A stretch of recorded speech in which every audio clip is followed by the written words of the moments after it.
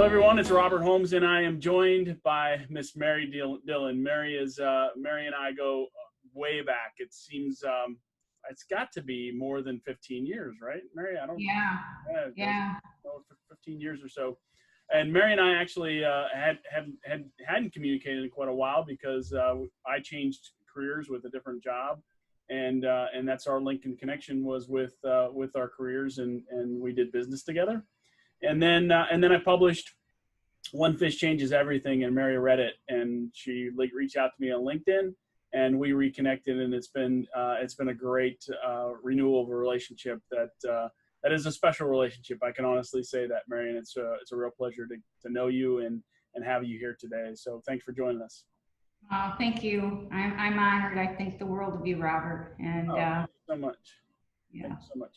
All right, so what we're going to do today is learn a little bit about Mary. Mary has a tremendous history, and she's got a great career path that's led her to where she is today. She does some really neat things in the technology industry as it stands today, but Mary has a unique skill set and has followed a path that's fairly unique, and obviously her leadership has carried her there, and her entrepreneurial spirit has carried her there. And so what we want to do is kind of peel back the onion a little bit about Mary Dillon and learn a little bit about her. So first off, we'll start to set the stage by finding out what you do today, Mary, as it stands, and then tell us a little about your family and maybe where you grew up. Okay. So what I do today is implement RFID asset tracking solutions for mainly mission critical assets that it's important not to have them be lost if they need to have calibration, and primarily in the utility sector. So accountability, and I've tons of applications for something like this where tools tend to get misplaced or not put back, and then they miss calibration dates. And in the utility sector, it's important to keep accountability and a chain of custody on these products. Great, and you do a lot of work in the nuclear industry, right? That's right. Yeah, that's the valley here. I'm in Phoenix, Arizona, and it started out, it was a heavy aerospace manufacturing industry, and I was calling on them selling industrial supplies, and then they went offshore and down to Mexico. And the nuclear plant, one of the largest ones in the U.S., is about 40 minutes away from downtown Phoenix. So I started calling on that customer, figuring, well, that they're not going to go offshore or in Mexico. So, and people need electricity. So I started selling tools, but also the one thing that I do is solve problems. I look at what somebody's doing and seeing if we can give them a better, more efficient, cost-effective way to solve their problems. Oh, that's good. I like that. So tell us about your family. So my family, I've got one daughter, Bailey. She's a angel on earth. She's a speech pathologist, works with special needs and elementary school kids, and got two grandkids, Josephine and Clark, and her husband Tim, who's like a son to me. They get me. And then a wonderful patient husband, Steve. And I grew up in Kalamazoo, Michigan, and I was number 2 out of 10 kids. Wow. And yeah, 7 girls and 3 boys. Left home my senior year in high school, and there's a little bit of history to that. I think now looking back, I know I rebelled and had my own job. I was a co-op employee for one of the local manufacturing, Kalamazoo Manufacturing and Winkle Engines, and I worked in their purchasing department. So I went to school for a few hours and then had co-op in the afternoon. So I had a car and a nice bank account and thought I didn't have to obey rules. And number 2 out of 10 set the example for the rest of the kids.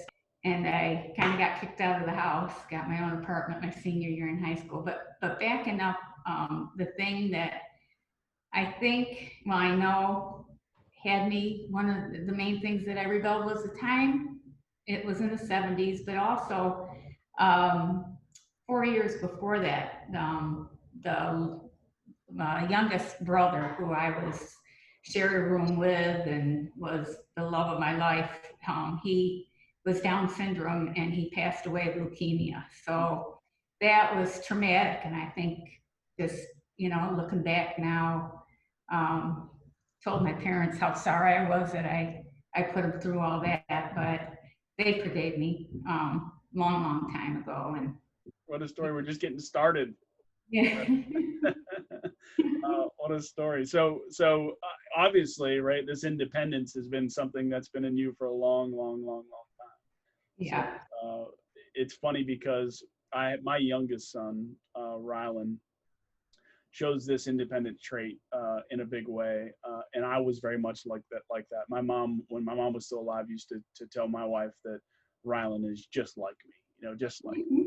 And I see it in him in a big way. He's already got that entrepreneurial spirit. He's always asking questions and how he gets things done and how we make things happen. And I think that there's some people that are just kind of born with that, right? Right. Yeah. So that's a good question. I'm going to ask you that question because I was asked this question once and it stumped me. And I think there's probably a couple different answers to it. But I'm going to ask you. So someone asked me one time. They said, "Do you think good leaders are born that way, or they learn to be that way?" I think they're born that way. Yeah. No, I think there's something about a leader can be born that way, but then good leaders always look to improve themselves, right? And Right. so they continue to grow through the process. And that was kind of my answer, was that I think it's both. I think the answer is both. All right, so let's play the rewind game. I love this game, and let's go back quite a ways with you. And obviously you gave us some history already. You were a rebellious young girl and kind of stepped out on your own and did some self-identification early on to discover who Mary Dillon was. But talk to me about 1997. What were you doing in 1997? Just kind of rewind in your mind back and talk to me where you were. I gotta get my calculator here. 1997. 23 years ago. Okay, so I had already started an industrial supply business and sold it because the aerospace company purchased diamond wheels to grind their aerospace parts, and so I was selling them those. And I don't know if you guys ever had the Parade magazine on Sundays, but inside they had titanium nitride coated drill bits. But so that was pretty popular, titanium nitride coating, all our cutting tools, all the aerospace cutting tools to add lubricity and life. So I took what they call electroplated diamond super abrasive wheel, and that they were using, and worked with a couple of companies with some vessels to put that thin film coating to add lubricity. And I ended up getting a patent, so I sold the tool supply business to focus on selling the patented product. And that, it's funny, I remember calling my mom and saying, I got a patent, and she said, they'll give them to anybody. And she was good about not letting me get my head too swollen. But the product lasted longer. It cost probably about 30% more than the uncoated product. But one thing I didn't realize was that the majority of customers that use this type of super abrasive wheel used it to grind a couple parts, and then it sat back on the shelf. So it lasted forever. So there was no incentive for them. It wasn't high production. Got it. So then the people I had sold the industrial supply business to sold it again, and then I think yeah, right about then, the economy got bad, and my old vendors, my old product line folks and customers would call and say, "Hey, can we buy this from you?" So I ended up selling industrial supplies again, um, and then the nuclear thing So happened. how did you get into the industrial to supply world to begin with? Oh, I always say my hormones were all out of whack because I just had my daughter.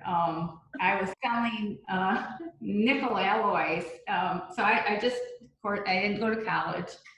And I had gotten a job when I moved to Phoenix at an aluminum extrusion company inside sales. And then I would look in the paper at different jobs all the time, always looking to see what else was out there. And I found an ad for a metal distributor and applied and got the job and ended up becoming their nickel alloy specialist for aerospace parts. And it was back where women just weren't promoted back in those Yeah. days. Yeah, and so the writing was kind of on the wall. There were a couple of opportunities for outside sales that I had wanted to get, and I found that other, some men from outside that had not even been in the industry were hired. And so I started looking in the newspaper again, and then someone that I worked with at the aluminum extrusion company had a little side business that I didn't realize was actually kind of a kickback thing. And I said, "What are you guys doing?" Because I knew they sold cutting tools. I said, "What are you doing with your business?" And they said, "Well, if you can buy the inventory, you can have it." And every customer they had left after I bought the inventory because there wasn't any reciprocation going on as far as Oh, in that. So it was tough. I had a 55-gallon drum of Tap Magic for tapping fluid for aluminum there were, but I persevered. I go to trade shows, and all the people I sold metal to use cutting tools. So I had great relationships with them. And um, if they weren't the person that bought the tools, they would take me and introduce me. And I remember one guy taking me and saying, "Okay, get me a price on a quarter 20, a 316, 18." And at the end of every month, I would look through my quotes to see what had turned into orders and what hadn't. And I finally learned taps, the diameter and the threads per inch. But when I was standing there taking all that down, I had no clue. And so I think it was longer than a month, but I had found the quote that I had given him, and I had put 3/16, comma, 18, comma, 1/4, comma, 20. And I called him and I said, "I just have to thank you for being nice to me, because you had to know, watching me write that down, that I had no clue." that's great. What a great story. So I find it interesting that you kind of get planted into a very male dominant industry, right? Yeah. And obviously your leadership allowed you to excel through that. And I know you well, and I know that you have tremendous humility when it comes to that. But you look back at your career, and you roadmap that, and obviously you could not have done what you've done without a tremendous drive, right, and the ability to lead people and get people to follow you, right? Yeah. So congratulations on that, for sure. Robert. All right, so I have been personally blessed with a whole bunch of people in my life that have really spoke the truth into me and helped me grow in my career. Most successful leaders that I find have had those type of mentoring relationships as well. Is there someone that stands out for you that's kind of been that person, or maybe a couple different people that have been that person Yeah. that's helped you get to where you are? There are quite a few. I am just blessed. I'm so lucky. I've had so many people in different aspects, different, the spiritual side. There's a gal, Cintra Brown, that's back in the valley, that she teaches yoga, but has a real great spiritual side to her, that helped kind of put normal day-to-day life like you do in the book, the one fish chase, into reality. And I was in a mentoring class. There's a gal, Rena Huber, that I was in a mentoring class that the first year I didn't make it, but she had a way of telling you didn't make it and you hang up smiling. And then the next year I made it, and it was a 3-year class, and there were 20 of us in that class, and those people are all friends still today, and it was great to go in and be able to share experiences. And there was the grinding wheel, one of the not super abrasive, but just conventional abrasive wheels that I sold. There's a fellow that ended up, his family being great friends of ours, and ended up staying at our house. And I remember picking him up from the airport once. His name's Ed Tash, and he's long retired, but I remember turning down a one-way street and he looked at me and puts his hand across and says, "Yeah."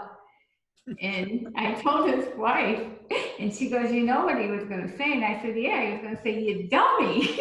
And I mean, he knew me, and it was just a great friendship, and he was patient. I mean, everybody had a joke, "Have you driven with Mary?" So, and I love letting anybody else drive. I'd love to have a driver someday, but so. That's a great story. So this is one thing I've noticed about you, Mary, in my time around you, is that you do value relationship, and it's very obvious that you do. And the way that you re-engage with me, and the the work that we've gotten to do together since then has been really really just tremendous, and I've really enjoyed it and enjoyed the time. And the reason, I think, is because you truly value relationship. You value our time together, right? And you value the things that come out of that. And I think I'm not the only one that happens to, right? I'm sure that's happens with lots of people around you, and that's, again, a great sign of a great leader. Thank you. All right, so 2020 is a unique year for all of us. Clearly, we've been through some stuff already this year. Actually, when I came out to see you, the last trip that I've made has been to see you, and I've not been in the air since then. I attempted to drive to Atlanta to do a speaking opportunity down there. Halfway down there, it got canceled, and I stayed in Kentucky and drove back home, and that's the last move I really made out of state. But 2020 has been a challenge. So tell me what lessons you've learned so far this year that may jump out at you. So I'm kind of, people that know me really well wouldn't think this, but I do have a shy side to me, and I love the book work and the inside office, just doing the paperwork type. And when I'm outside sales, which I usually have to kick myself to get the gumption to go out and call on people, I'm so much more comfortable on the phone. But the COVID has made me really, really realize how lucky I was, how valuable it is to have that person, that personal connection that you just can't get. You can't read people's faces. You know who you can trust. I mean, just to be able to have those one-on-one, working side by side with people or calling on them in person, that's probably the biggest thing I've taken away from it. I will not take that for granted ever again. That's good, and I agree with you completely. There's something about the physical persons being in front of you, right? And across from a table or whatever it might be, there's something about that physical people being in your physical environment that makes things better. Yeah. We can communicate this way, we can see each other this way, but it's just not the same. No, it's not. There's an energy there. Yeah, energy. That's a great way to put it. All right, so tell me about the biggest challenge you've had over the last 5 years. So the biggest challenge was, so I've got the technology side. There was a problem at one of the utilities where they were needing to manage assets that went into a protected area that they needed to account for. So I went looking for a solution. So that technology side was a small piece of my business and started to grow, but the industrial supply cutting tool side paid the bills very nicely. And the people that believed in me enough to give those orders to me and continued to call, they were friends. So I had to make a decision because it wasn't sustainable. What I'm really good at is solving a problem. So they would call me for the weirdest thing. And this goes back to when I started the business. The people I'd call on would call me after they called the normal distributors that had things on the shelf. So if they didn't have it on the shelf, they think, oh, that girl that was in here. And then they'd call me. And so to survive, I got really resourceful at finding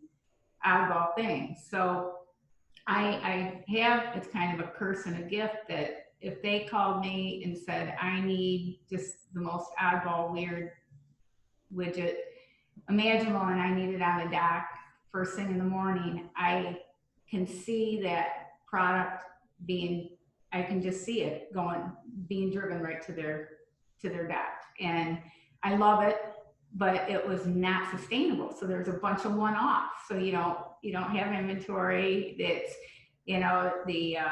the larger industrial supply folks have it on the shelf, and so you end up having to mark it up. So the decision in the beginning of the year that I made was to focus solely on the asset tracking technology side of the business. So I had to start kind of weaning the customers off, and telling them where to purchase things. But so it felt like they understood, but there are a lot of very good friends that developed over the industrial supply side that trusted me and that I didn't want to have to say no to. Yeah, no, and that kind of shows again your heart and that focus that you have on relationship, and so that was hard for you, I'm sure, to not be able to service them anymore, and when they called, not run and go get them what they need. So, right. Yeah, right. I get it. So tell me about the biggest success you've had over the last 5 years. In the last 5 years, I just say this is my life. I think that in my life, I say the success is my family, the relationship I have with my family, with my grandkids. And even with the 9 siblings, there's 7 girls, so every week, every day, we take a word out of the dictionary and text each other, and one person picks a word, and then we all have to guess what the definition is. So be able to keep that connection, and it's funny because then we'll start making up words and tie them into some story, some childhood story that happened. And so being able to still, my mom never would let us, fight or, hold a grudge. And so, yeah, they all mean, they're just, I'm so proud of them and love all of them. So. Great. That's great. All right. So if you had the opportunity to do anything over again, because you do it differently now that you look at it, what do you think it would be? You probably feel this way too, that the journey and the lessons I've learned, I wouldn't want to do them over again because I know they were unfolding the way they were supposed to. And had I understood that back then, that would have surely been helpful. But probably, I had such high expectations for myself, and putting those on and expecting employees to read my mind or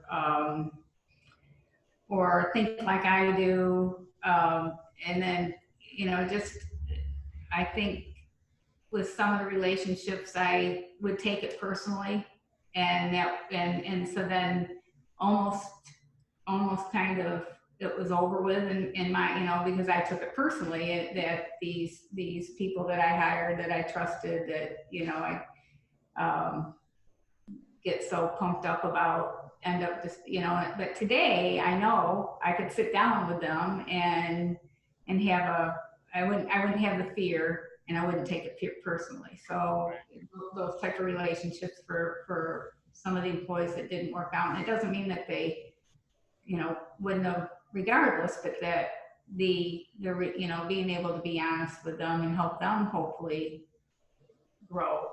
Yeah, no, that's good. And that's a good lesson, I think, for all of us as leaders, is we have a tendency, right, to believe that people understand where we want to go, because we don't slow down enough oftentimes to communicate as well as we need to communicate to those around us. And I think many leaders, myself included, have a tendency to be emotional. Right. We get good as leaders by hiding that, focusing direction where direction needs to be. But the truth is, inside, right, we're emotional. And so we take personal pride into a failed relationship or a failed attempt at something, or those type of things. And that's hard to kind of manage that. I agree with you. That's probably one of the toughest things I've learned in my career, is to not get so emotional and personal, right? And right. Yeah, I agree. I completely agree with you. Yeah. All right, so let's close this thing with 3 questions. The first one is what do you think makes a great leader? Well, I think a great leader, and I'm not saying that this is a trait I have. I see it in you, but is to be able to get people that are so excited that they don't think that they're working, that the fun and the, the excitement, that you can build a team around you that just has the energy and the excitement that it makes it fun, and it makes it fun for the employees, and they want to stay. And but then again, I think what I just said, being able to take away the personal and be the person that is there to serve the employee. Like if they need coaching, and you're there to teach them, not to criticize, and hopefully to be able to put it in a way that doesn't deflate them. Yep. No, that's a good one for sure. For sure. I personally am a person that responds to positive reinforcement. Yeah, Well, same. I don't do well with leadership that criticizes, or leadership that demands. I just don't do well with it. Right. So. All right. So who is the best leader in history ever?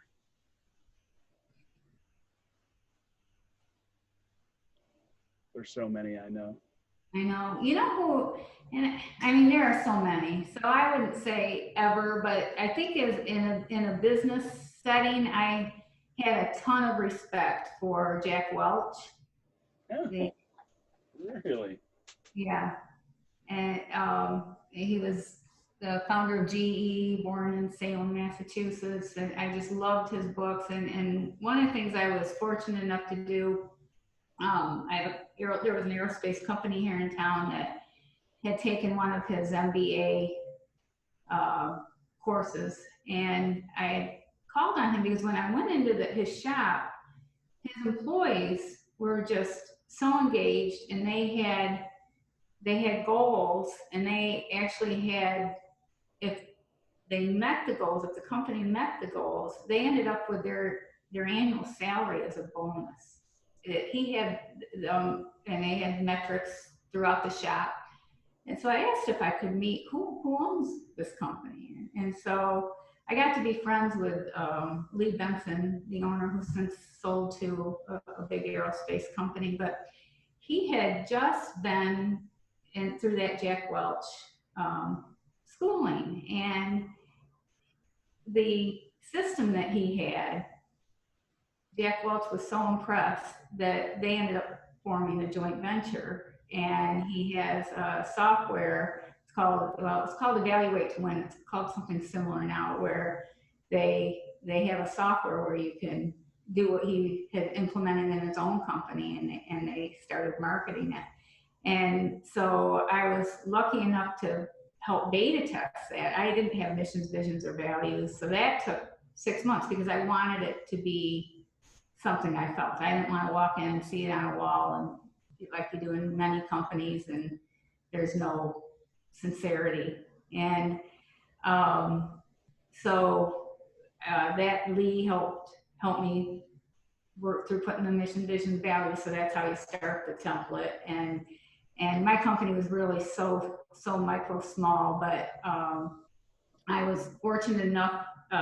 They were hiring salespeople for this Evaluate to Win software, and I was on a conference call with Jack Welch one time, and I remember someone was complaining that, or discouraged that there was a huge account and they just kept hitting the wall. And I just said, you know what, you've got to just move on. Don't keep wasting your time there, and maybe they'll come around. But and he goes, well, like that gal in Arizona said. So I love it. What's great about that is you remember that, right? That meant something to you. Yeah. And that's what great leaders do, right? Is that they drop one-liners or make phrases that you will hold on to for the rest of your life. Right. Yeah, I agree. Yeah. All right, last question. When it's all said and done, Mary, what do you want people to remember about Mary Dillon? Oh, I think that I made their life better, that I was fun to be around, that I know there's quite a few sisters and friends that if I call them, their husbands will say, you're on with Mary, aren't you? Because we just start laughing and cutting up. And there's one old employee that still calls me, Janet Diekman, and she'll go, I can't, and she's got a smoker's voice, and she'll say, I can't talk to you, Mary, after 3 o'clock because you crank me up and I won't be able to sleep at night. But yeah, so just bring joy, having them be happy that they met me. That's good. That's good. And that's a great way to end for sure. I hope that people watching this certainly smile like you and I both did through the whole journey, and I think we do each time we see each other. I really enjoy the relationship with you, Mary, and I honestly can say that I think Mary is probably at the top of the ladder in regards to fans of One Fish Changes Everything, and I know that she's bought multiple copies and have delivered them to friends and family, and I certainly appreciate that. And it's kind of a special thing when you find somebody that is on the same wavelength in regards to life and movement and where we want to go. We acknowledge the challenges and we know that they're there in front of us, but at the same time we look beyond that to where we're going and where we're heading, and we know there's greatness for us. So thanks everybody for joining us. Mary, thank you so much for spending time with us today, and hey, it's time to go back to work. Yeah, thank you, Robert. You're welcome.